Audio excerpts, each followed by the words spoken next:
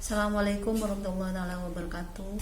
Pada pembelajaran kali ini, Ibu akan membahas tentang reproduksi pada tumbuhan, yaitu materi kelas 9, bab 2. Reproduksi pada tumbuhan dibedakan menjadi dua, yaitu vegetatif dan generatif. Reproduksi vegetatif adalah perkembangbiakan secara tak kawin atau tanpa melalui proses pembuahan. Vegetatif dibagi menjadi dua, yaitu vegetatif alami dan vegetatif buatan. Reproduksi generatif adalah perkembangbiakan secara kawin atau melalui proses pembuahan. Contoh reproduksi secara vegetatif alami yaitu spora. Reproduksi dengan spora biasanya terjadi pada lumut dan tumbuhan paku. Spora tumbuhan lumut dibentuk oleh generasi sporofitnya, yaitu di dalam sporangium atau kotak spora. Yang kedua adalah fragmentasi, adalah perkembangbiakan dengan cara memisahkan diri dari koloni induknya dan tumbuhan menjadi individu baru. Pada umumnya, fragmentasi terjadi pada ganggang hijau yang berbentuk filamen, misalnya Hydrodictyn sp. Yang ketiga adalah tunas. Biasanya tunas muncul pada tumbuhan yang telah dewasa atau tua. Tunas ini dapat muncul dari akar, batang, atau daun. Pembentukan tunas batang misalnya terjadi pada tumbuhan bambu, tebu, dan pisang. Tunas akar misalnya pada tumbuhan cemara, sukun, kesemek. Tunas daun pada tumbuhan cecor bebek. Tunas-tunas yang muncul selain pada batang dinamakan tunas adventif atau liar. Yang keempat adalah umbi lapis. Umbi lapis adalah batang yang tumbuh di bawah tanah. Bentuk umbi lapis menggelembung, berair dan memiliki sisik-sisik daun yang berfungsi sebagai cadangan makanan. Umbi lapis memiliki tunas samping atau anak umbi lapis yang tumbuh di antara daun. Tumbuhan yang membentuk umbi lapis antara lain bawang merah, dafodil.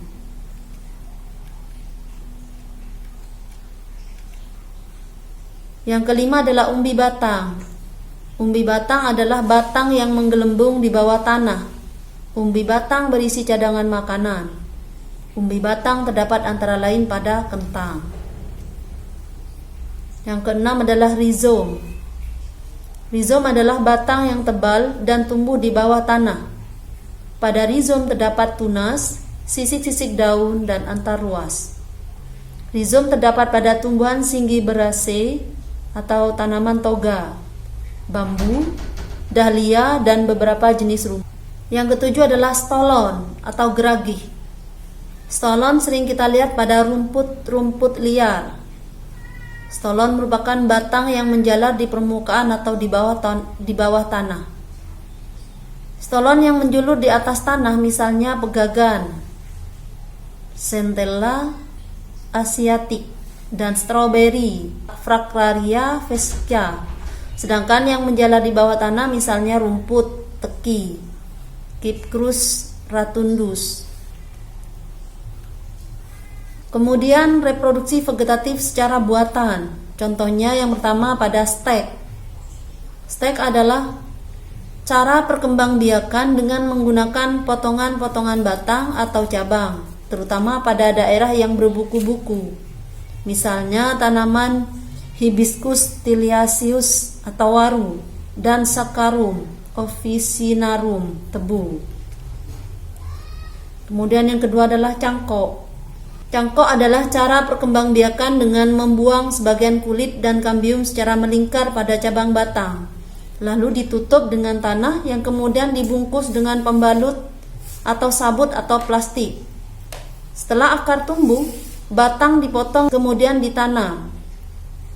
Cangkok hanya dapat dilakukan pada tumbuhan yang tergolong dikotil, terutama buah-buahan. Yang ketiga adalah mengenten. Mengenten adalah menyambung dua jenis tumbuhan yang berbeda, Mula-mula biji tumbuhan disemaikan. Setelah tumbuh sebesar yang diinginkan, lalu dipotong dan disambung dengan potongan cabang atau ranting jenis tumbuhan lain yang kualitasnya lebih baik dan diameter batangnya kurang lebih sama. Lalu dibalut dan diikat dengan kuat. Yang keempat adalah okulasi. Okulasi pada dasarnya sama dengan mengenten, tetapi tumbuhan yang ditaruh di atas hanya diambil mata tunasnya saja. Kedua macam tumbuhan yang diokulasi biasanya mempunyai kelebihan-kelebihan tersendiri. Misalnya tumbuhan jeruk yang perakarannya kuat. Merunduk. Merunduk adalah merundukkan cabang atau batang tumbuhan hingga masuk ke dalam tanah. Pada bagian yang ditimbun tanah tersebut, kemudian akan muncul akar. Setelah perakaran kuat, lalu batang dipotong dan dipisahkan dengan induknya. Reproduksi generatif pada tumbuhan. Perkembangan khusus untuk tumbuhan spermatopita melalui dua peristiwa penting, yaitu penyerbukan dan pembuahan. Penyerbukan adalah sampainya serbuk sari di kepala putik. Untuk tumbuhan Gymnospermae, berdasarkan asal serbuk sari, penyerbukan dapat dibedakan menjadi beberapa macam. Perhatikan tabel berikut. Agar serbuk sari sampai ke kepala putik, maka dalam penyerbukan ada hal-hal yang menjadi peraturannya, antara lain angin, air, hewan, dan manusia.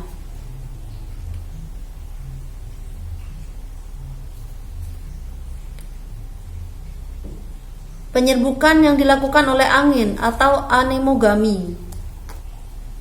Anemogami adalah sampainya serbuk sari ke kepala putik dengan bantuan angin. Ciri-ciri bunga yang penyerbukannya secara anemogami adalah sebagai berikut. Bunga tidak berwarna cerah, biasanya hijau dan tidak terdapat kelopak bunga. Bunga tidak berbau, tidak memiliki kelenjar madu. Benang sari bertangkai panjang dan berjumbai di luar bunga. Putik melekat di tengah. Serbuk sari sangat banyak, kecil seperti bubuk, kering, ringan, dan permukaannya halus. Struktur bunga sederhana. Putik berbentuk spiral atau pensil sehingga membentuk permukaan yang lebih besar untuk memudahkan menangkap serbuk sari. Anemogami dapat terjadi pada rumput-rumputan. Kemudian yang dilakukan oleh air. Hidrogami artinya sampainya serbuk sari ke kepala putik dengan bantuan air.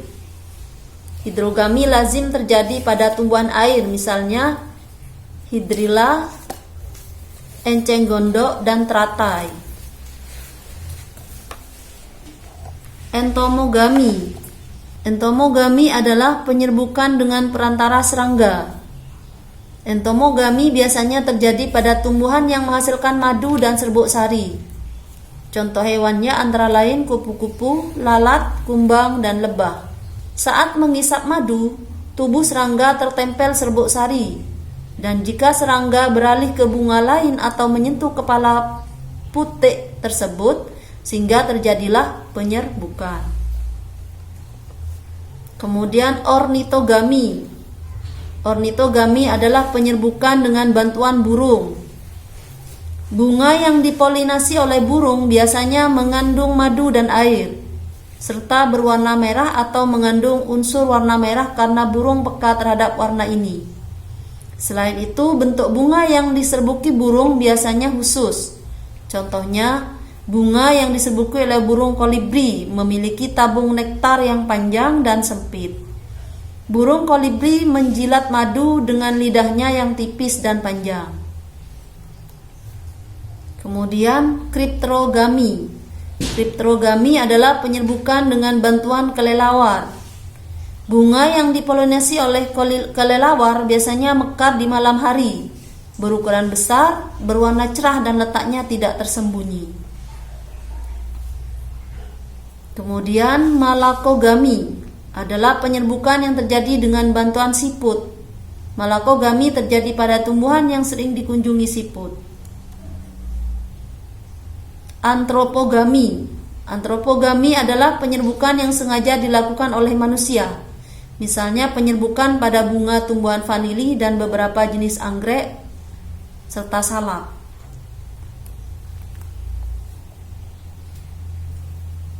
Pembuahan pada Gymnospermae. Dalam membahas pembuahan pada Gymnospermae, diambil contohnya yaitu Pinus marcusi.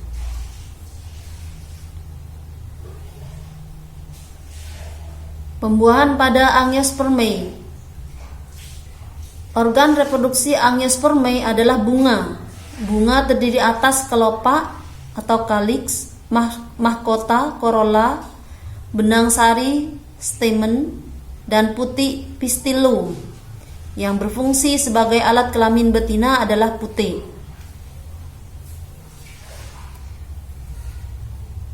Sekian pembelajaran kali ini.